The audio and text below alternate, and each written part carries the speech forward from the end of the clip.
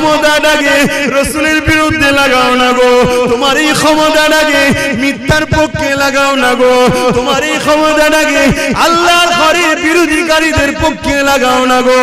এ যুবকেরা, রূপ যৌবন আল্লাহ দিয়েছে, বুড়িরা রূপ যৌবন আল্লাহ দিয়েছে, এটা আল্লাহর রাস্তায় লাগাও, আল্লাহর রাস্তায় খরচ করো, কেননা এই যৌবন বেশি দিন নয়, আবার তুমি বার্ধক্য হয়ে যাবে।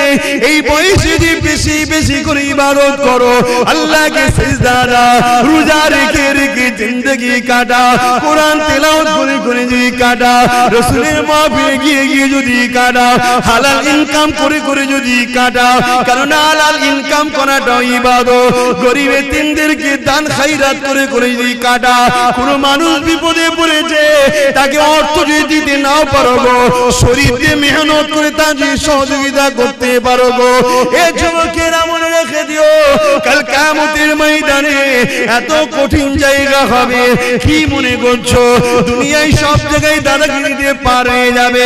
লাঠির জোর আছে, প্রশাসনের জোর আছে, নেতার জোর আছে, সব জোর দেখে দুনিয়ায় চলে যাচ্ছ। মনে রেখে দিও আখিরাতে দেখাবে মনে করে রেখেছো না বন্ধু না।